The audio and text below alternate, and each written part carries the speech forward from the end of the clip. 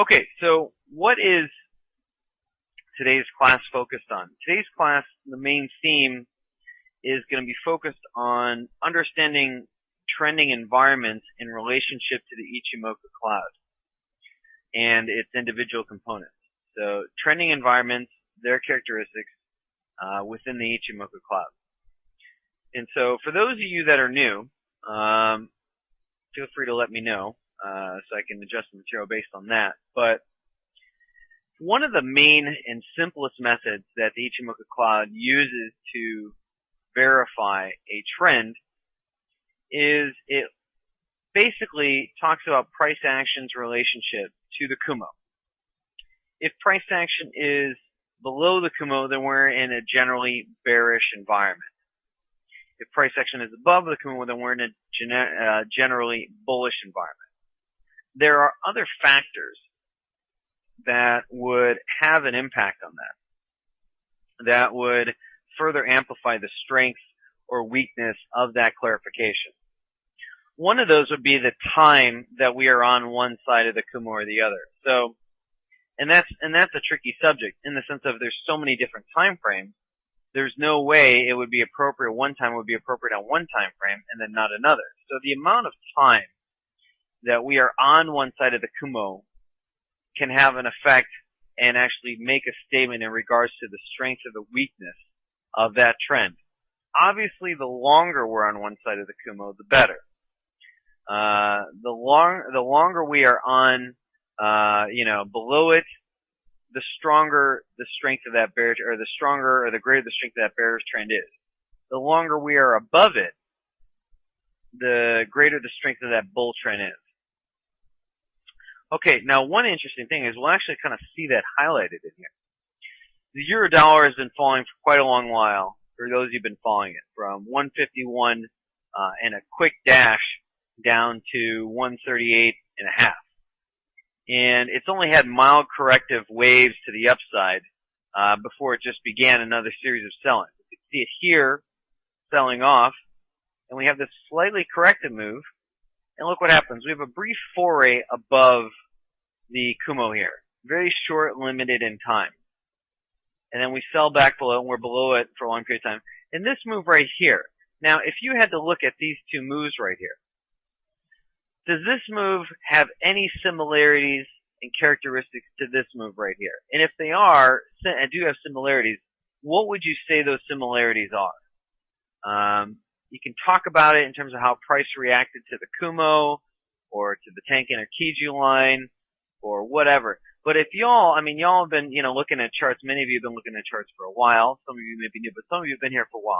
I know some of your names, years now. And so with that being said, what would you think that this move has similar characteristics to this move? First of all, there's definitely some characteristics. One, the angle of the move is relatively similar. If I were to draw an angle that would kind of define some sort of trend line here, and duplicate this here, moving on over, the angle is pretty similar. Angle is important when measuring price because it tells you the strength of commitment or lack thereof in buying and selling pressure. So the angle on these are relatively similar, meaning that there's not heavy commitment. It's mostly corrective in nature. The market's not, putting down heavy numbers on it. It's more of like there's some profit taking and maybe some oversoldness in the euro dollar that's causing these moves. So nothing extravagant is really forcing them. If they were, the angle would be much sharper. But the angle is relatively flat. It's decent, but it's nothing special. It's nothing to make a Van Gogh out of or anything like that. Two, other similarities. Both of them have spent a lot of time breaking through the Kumo. And these Kumos weren't exceptionally thick. This thing entered the Kumo a few hours before London. This gray line represents the London Open. And it didn't exit out till 2 p.m. California time. So you're talking well over 14, 15 hours later to break through a 1 hour Kumo. That's also not convincing. Contrast that to this little move right here, which started another round of selling. That took a whopping 1.5 hours at best. And maybe the Kumo was half as thick. So if we were to double the Kumo, it should have taken maybe 3 or 4 hours. This took well over 15 hours. So there is a similarity in terms of how long both moves are taking to punch through the Kumo, and they're not necessarily punching through with vigor. There's not much force behind it. So that's number 2. The third thing is that when it broke through, instead of it kind of breathing a new fresh of air and climbing high to the upside, the pair just went sideways. And that's kind of what we're seeing here. As it's starting to break through here, it's not like taking off or anything. It's just trading sideways now at this point here. So we're seeing some similarities here.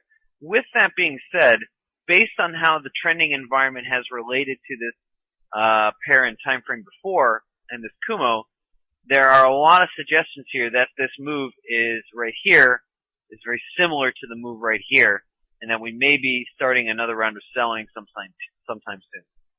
So one of the things we look for to identify trending environments is the time above or below the Kumo, what it does when it punches through the Kumo, how does it respond, when it punches through the Kumo, how much time it takes to punch through, angle. All of those things really clue us into information about where the commitment is for this pair, or where the line of least resistance is for this pair. All very important stuff to understand.